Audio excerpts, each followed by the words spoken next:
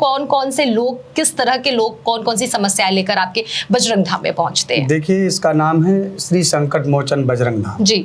अर्थात सर्व संकटों का नाश करने वाला। ऐसा करके जो व्यक्ति वहां पर अर्जी लगाता है जी और मंगलवार जाता है, वहां पर धाम की पेशी करता है, हनुमान जी के दर्शन करता है, परिक्रमा करता है। कौन सी ऐसी दिव्य शक्ति है जिसके कारण लोगों का जो दुख है वो दूर हो जाता है? जी देखिए, तो बाबा ने हमें प्रत्यक्ष में दर्शन दे करके कहा कि बेटा, आप इसको संकट मोचन बजरंग धाम के नाम से दुनिया में उजागर करिए। कोई कहता प्रेत आत्माएं नहीं होती, कोई कहता है कि दिव्य शक्तियां नहीं होती हैं। मैं कहता हूं, भारत के किसी भी कोने में हो या किसी विश्व के किसी कोने से आप आए, पेट्रोल हमारा रहेगा, खर्च हमारा रहेगा, 3 दिन रुकने की भोजन भंडार की व्यवस्था धाम की रहेगी। और यदि 3 दिन में आपको मैंने दिखाया नहीं तो 3 दिन के बाद मैं पूजा पाठ करना बंद कर दूंगा। नमस्कार, आप देख रहे हैं द फ्रीडम वॉइस और मैं हूं आपके साथ अनन्या मिश्रा।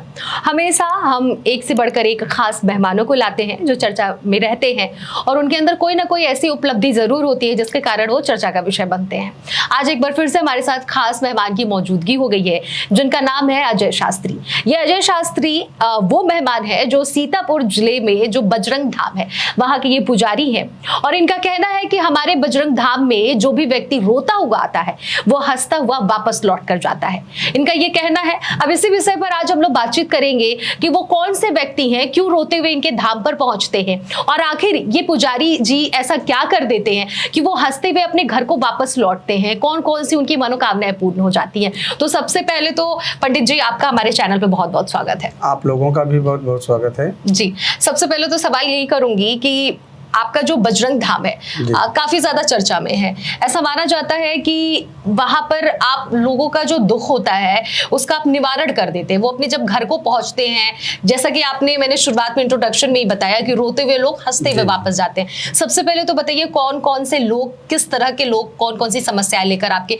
बजरंग धाम में पहुंचते हैं? देखिए, इसका नाम है श्री संकट मोचन बजरंग धाम जी अर्थात सर्व संकटों का नाश करने वाला धाम। जी। और हनुमान जी सब संकटों को नाश करने वाले देवता हैं। तो यहाँ पर कोई समस्या पूछ करके नहीं आता है कि इसको कौन सी समस्या है। हर प्रकार की समस्या लेकर के लोग पहुँचते हैं और जो वहाँ पर जो लोगों का लाभ होता है उसमें मैं कुछ नहीं करता हूँ। मैं तो एक दास मात्र हूँ हनुमान जी का। करते तो मेरे हनुमान जी महाराज हैं और यहाँ के पूज्य संत श्री बिहारी दास जी महाराज, जो कई साल पूर्व वहाँ एक संत हुआ करते थे जिन्होंने घनघोर तपस्या की, जिनकी तपस्थली वो धाम है, उनकी कृपा से लोगों का कल्याण होता है। जी। आपने ये बात बताया कि लोगों की कृपा से, भगवान की कृपा से, और तमाम आपने नाम लिया कि उनकी कृपा से लोगों का दुख दूर हो जाता है और वो खुश हो जाते हैं। लेकिन मैं यहाँ भी ये जानना चाहती हूँ, दर्शकों को ये आपके द्वारा समझाना चाहती हूँ कि आपके बजरंग धाम में ऐसा कौन सा चमत्कार है कि लोगों का दुख दूर हो जाता है? देखिए, वहाँ पर जो अर्जी लगाई जाती है और वहाँ पर बाबा से, जो वहाँ के पूज्य संत श्री बिहारी दास जी महाराज हैं और बजरंग धाम में हनुमान जी की जो शक्तियाँ विद्यमान हैं, उनसे जो प्रार्थना करता है कि हमारी ये समस्या है, मैं इस समस्या के कारण आपके धाम पर आया हूँ और मेरी आप कृपा करके मेरी समस्या का समाधान करें। ऐसा करके जो व्यक्ति वहाँ पर अर्जी लगाता है जी और मंगलवार जाता है, वहां पर धाम की पेशी करता है, हनुमान जी के दर्शन करता है, परिक्रमा करता है, तो ऐसा कर देने से कोई भी संकट हो वहां से नष्ट हो जाता है और व्यक्ति का जीवन खुशहाल होता है।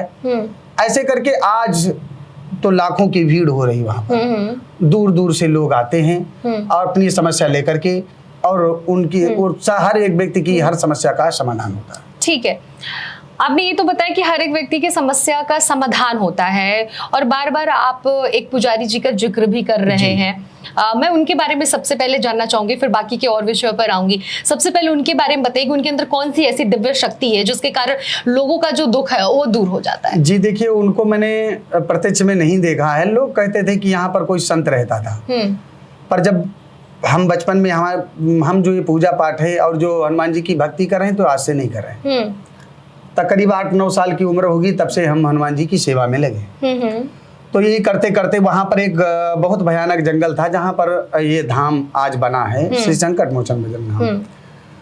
तो ये जो बाबा थे बाबा ने हमारे पिताजी को स्वप्न में बताया कि बेटा यहाँ पर आप लोग बालाजी की स्थापना करिए और लोगों तक पिताजी को जी लोगों तक पहुंचाइए कि यहाँ पर लोग जो व्यक्ति आएगा उसकी हर प्रकार की समस्या का समाधान होगा।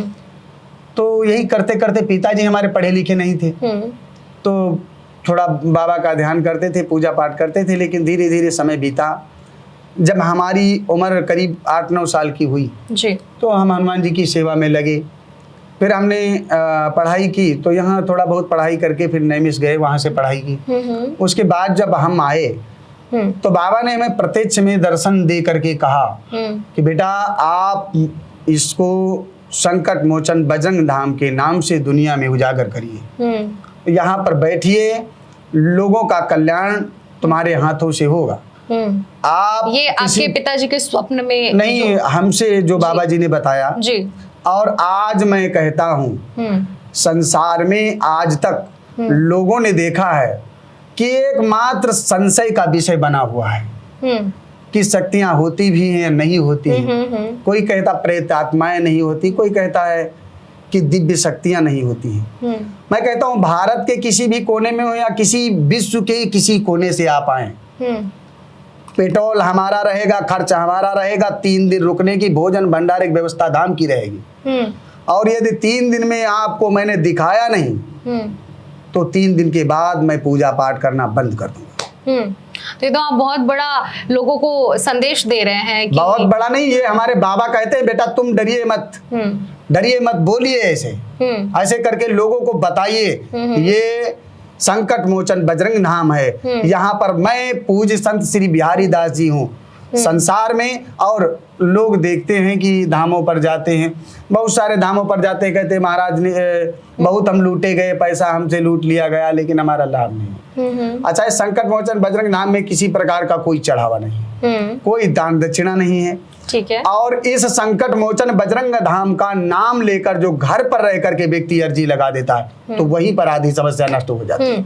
तो ये ऐसा है धाम। अर्जी की बात कर रहे हैं, क्या पर्चा वर्चा खोलने का भी कोई आपके धाम पर ऐसा भी कोई मतलब एक नियम है या फिर एक पूजा पाठ का हिस्सा है? देखिए, यदि हम पर्चा निकालें तो लोग कहेंगे किसी की नकल करते हैं। बिल्कुल, मैं उस पे आऊंगी अभी थोड़ी देर बाद। जी, मैं क्यों पर्चा निकालूं? लोग कहेंगे किसी को देख करके करते हैं। मैं वो करता हूं जो दुनिया में कोई न कर पाए। मैं वो करने का दावा करता हूं जो किसी में समर्थ ना हो जी, मैं वो करके दिखाता हूं। और मैं नहीं करता हूं, वहां के बाबा करते हैं।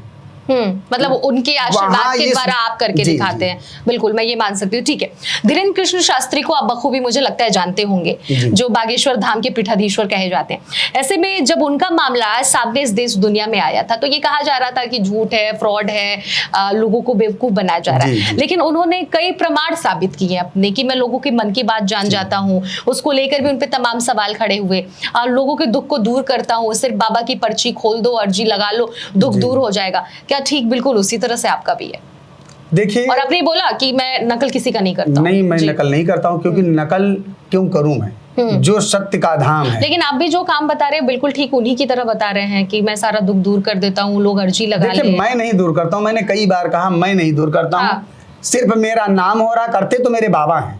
तो हमारे पिताजी कह रहे हैं हमारे पिताजी पढ़े लिखे नहीं थे, तो ऐसे व्यक्ति जो पढ़े लिखे नहीं हैं सेवा तो करना जानते हैं, पर लोगों को थोड़ा लोगों के बीच में बैठना उठना बात करना ये उनको पूर्ण तरीके से नहीं हुआ रहा था। तो बाबा जी ने थोड़ा ये किया कि जब हम आए तो उसके बाद बाबा जी ने कहा कि हमसे कहा कि बेटा आप आइए, लोगों को बताइए, और किसी प्रकार का कोई लालच, लोभ और किसी प्रकार की बुराई जब तक तुम्हारे अंदर नहीं होगी मैं पूर्णतया तुम्हारा साथ दूंगा। जिस दिन तुम्हारे अंदर कोई लालच का भाव उत्पन्न हुआ मैं आपका साथ छोड़ दूंगा।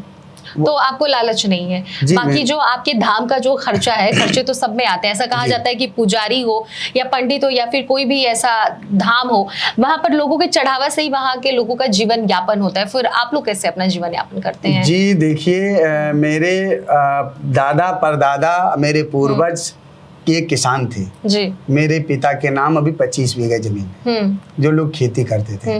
तो बाकी वाले लोग खेती करते हैं और कई मतलब कई भाई जो हैं वो दुकानें अपनी अपनी चला रहे हैं, अपना बिजनेस कर रहे हैं। मतलब खुद के बिजनेस से खुद का अर्जी हुई जो आमदनी है उसी से आप लोग धाम का खर्चा जो उसमें जो भी पूजा पाठ में लगता है नहीं वो तो पूजा पाठ का तो ये अलग विषय होगा। पूजा पाठ में जो लगता है हाँ, ये तो भक्त देते हैं उसी तरह से वही मैं वही जानना चाहती हूँ कि वो कैसे होता है, क्योंकि आपके धाम पर लोग आके रुकेंगे आपने जैसा कहा।